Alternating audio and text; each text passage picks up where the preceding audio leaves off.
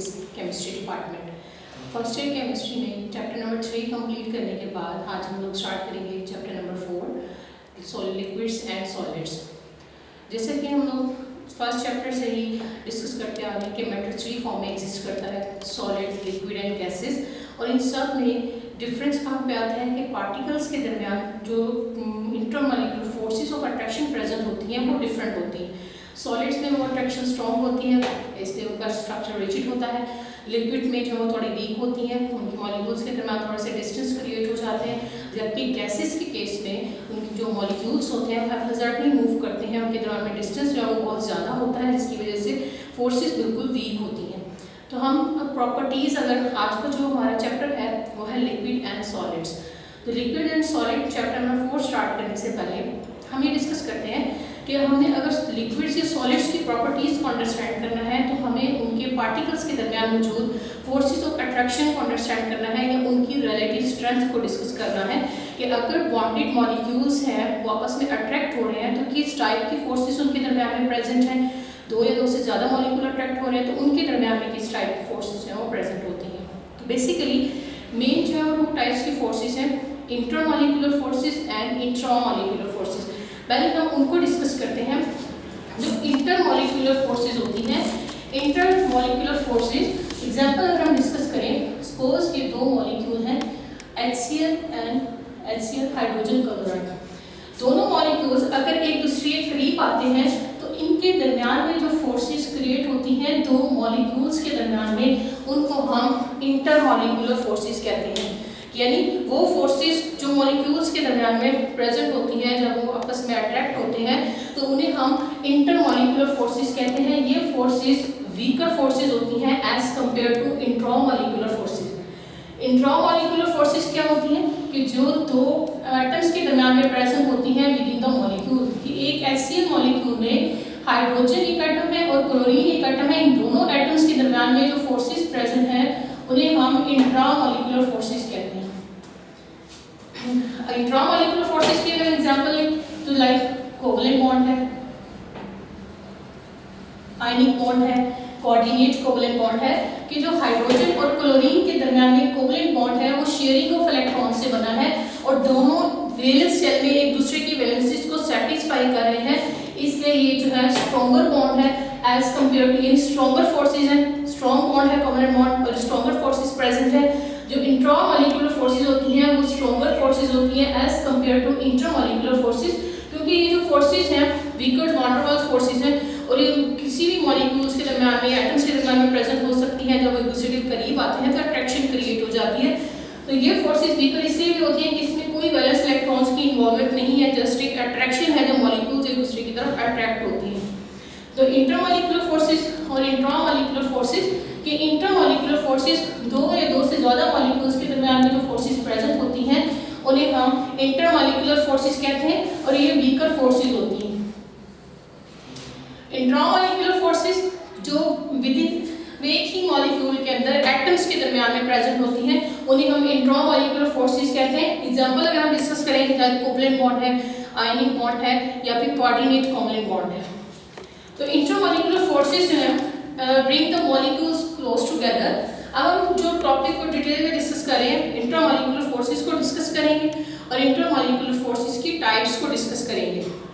तो intermolecular forces जैसे कि हमने डिस्कस किया कि मॉलिक्यूल्स के दरमियान में प्रेजेंट होती हैं, उनको क्लोज टुगेदर करते हैं डिफरेंट मॉलिक्यूल्स को, और जब वो क्लोज करते हैं मॉलिक्यूल्स को तो give the particular physical properties to the substances, कि कोई भी चाहे वो पार्टिकल्स सॉलिड सब्सटेंस की हैं, गैसियस की हैं या लिक्विड सब्सटेंस की हैं, जब भी मॉलिक्यूल्स या वो स्पेसिफिक पार्टिकल्स आपस में एक दूसरे के करीब आते हैं तो उनके दरमियान में जो फोर्सेस क्रिएट होती हैं उन्हें हम इंटरमॉलिक्यूलर फोर्सेस कहते हैं। ये फोर्सेस उनको स्पेसिफिक या पर्टिकुलर फिजिकल प्रॉपर्टीज देती हैं और ऐसे फोर्सेस को हम 4 डिफरेंट टाइप्स में जो है डिवाइड करते हैं।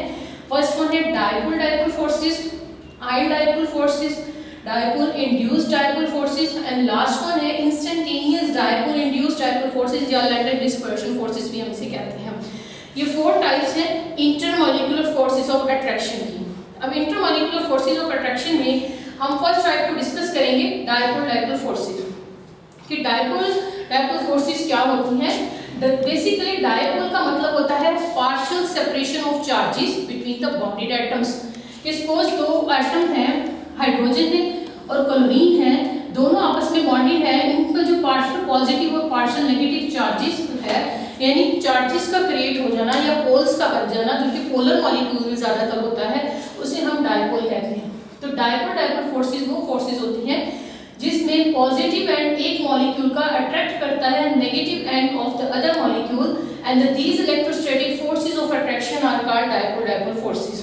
अगर एग्जांपल डिस्कस करें कि HCl के दरमियान में जो कि कोवलेंटली बॉन्डेड है हाइड्रोजन क्लोरीन के साथ, तो इन दोनों की इलेक्ट्रोनेगेटिविटी डिफरेंट है, यानी डिफरेंस है दोनों के दरमियान इलेक्ट्रोनेगेटिविटी का। हाइड्रोजन की इलेक्ट्रोनेगेटिविटी 2.2 है, जबकि क्लोरीन की इलेक्ट्रोनेगेटिविटी 3.2 है। जब भी दो एटम्स के दरमियान में इलेक्ट्रोनेगेटिविटी का डिफरेंस क्रिएट होता है तो उनके दरमियान में अट्रैक्शन क्रिएट हो जाती है। डायपोल फोर्सेस में जैसे कि हम एग्जांपल डिस्कस कर रहे थे, हाइड्रोजन और क्लोरीन के दरमियान में, दोनों के दरमियान में इलेक्ट्रोनेगेटिविटी डिफरेंस भी है। हाइड्रोजन की इलेक्ट्रोनेगेटिविटी 2.2 है और क्लोरीन की इलेक्ट्रोनेगेटिविटी 3.2 है। तो स्ट्रेंथ जो है डायपोल फोर्सेस की वो डिपेंड करती है स्ट्रेंथ ऑफ इलेक्ट्रोनेगेटिविटी, कि दोनों के दरमियान में इलेक्ट्रोनेगेटिविटी डिफरेंस कितना है और दोनों के दरमियान में डिस्टेंस कितना है। जितनी इलेक्ट्रोनेगेटिविटी ज़्यादा होगी उतना ही दोनों के दरमियान में जो बॉन्डेड एटम है वो डिस्टेंस जो है वो शॉर्टर होगा और इतनी ही ज़्यादा स्ट्रेंथ होगी हमारी फोर्सेस की, जो कि डायपोल फोर्सेस है। तो बेसिकली टू फैक्टर्स पे डिपेंड कर रही है, एक तो इलेक्ट्रोनेगेटिविटी डिफरेंस पे डिपेंड कर रही है और दूसरा बिटवीन द मॉलिक्यूल्स के जो बॉन्डेड मॉलिक्यूल्स हैं उनके दरमियान में।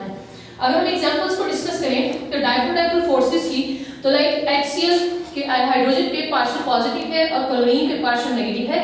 एक मॉलिक्यूल का नेगेटिव पार्ट जब दूसरे मॉलिक्यूल के पॉजिटिव एंड के साथ अट्रैक्शन क्रिएट करता है तो उसे हम डायपोल फोर्सेस कहते हैं। जिस तरीके से ये तीन मॉलिक्यूल्स आपस में डायपोल फोर्सेस के जरिए जो है वो बॉन्डेड हैं, ये वीकर फोर्सेस होती हैं। और ये फोर्सेस यानी 1% इफेक्टिव होती हैं, जैसे कि कोवलेंट बॉन्ड के मुकाबले में सिर्फ 1% इफेक्टिव होती हैं ये फोर्सेस, जिन्हें हम डायपोल फोर्सेस कहते हैं। इसी तरीके से CH3 जिसमें क्लोरीन पे पार्शियल नेगेटिव चार्ज है, कार्बन पे पार्शियल पॉजिटिव और हाइड्रोजन पे भी पार्शियल पॉजिटिव चार्ज है, तो पॉजिटिव एंड एक मॉलिक्यूल का और नेगेटिव एंड दूसरे मॉलिक्यूल का यानी क्लोरीन पे पार्शियल नेगेटिव चार्ज है, दोनों ने एक दूसरे को अट्रैक्ट किया और डायपोल फोर्सेस के जरिए जो है दोनों आपस में बॉन्डेड है।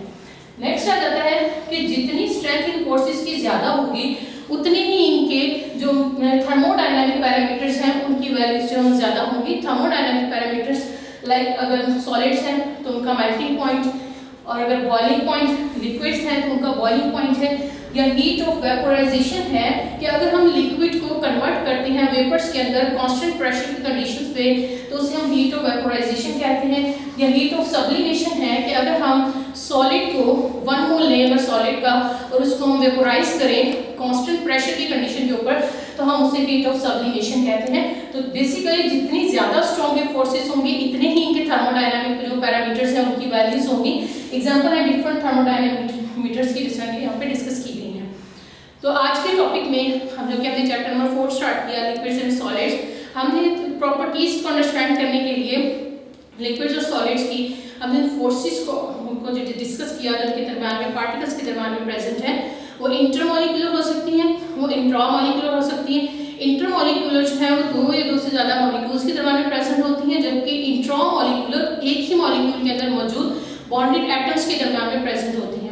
तो जो इंट्रामॉलिक्यूलर फोर्सेज होती हैं वो स्ट्रॉन्गर फोर्सेज होती हैं। एग्जांपल हमने डिस्कस की इस तरीके से HCl की हाइड्रोजन और क्लोरीन दोनों जो है वो कोवलेंटली बॉन्डेड हैं, दोनों एक दूसरे के वैलेंस शेल में मौजूद वैलेंसीज को फुली सेटिस्फाई कर रही हैं और ये स्ट्रॉन्गर फोर्सेज होती हैं। जबकि इंटरमॉलिक्यूलर फोर्सेज वीकर फोर्सेज होती हैं, वो वीकर फोर्सेज होती हैं, अट्रैक्शन होती है, उसमें वैलेंस इलेक्ट्रॉन्स का कोई मतलब इन्वॉल्वमेंट नहीं होती।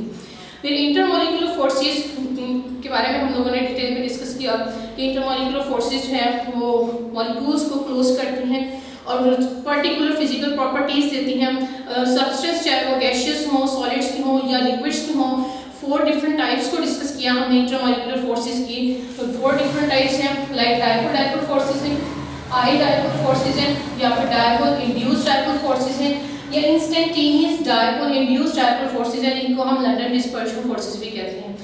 फर्स्ट टाइप को हमने डिस्कस किया डायपोल फोर्सेज। डायपोल का मतलब होता है कि पार्शियल सेपरेशन है बॉन्डेड एटम्स के दरमियान चार्जेस की। तो जो पार्शियल सेपरेशन पोलर मॉलिक्यूल्स के दरमियान में होती है कि उनमें पोल्स क्रिएट हो जाते हैं पॉजिटिव नेगेटिव। फिर हमने डिफाइन किया कि डायपोल फोर्सेस जिसमें पॉजिटिव एंड किसी भी एक मॉलिक्यूल का अट्रैक्ट करता है नेगेटिव एंड को दूसरे मॉलिक्यूल की, जब अट्रैक्शन क्रिएट होती है तो वो डायपोल फोर्सेस कहलाती हैं। ये फोर्सेस 1% इफेक्टिव होती हैं एज कोवलेंट बॉन्ड। और इसके अलावा में हमने डिफरेंट फैक्टर्स को डिस्कस किया कि एक तो इलेक्ट्रोनेगेटिव डिफरेंस पे डिपेंड करती है और दूसरा बॉन्डेड एटम्स के दरमियान में डिस्टेंस पे डिपेंड करती हैं ये फोर्सेस।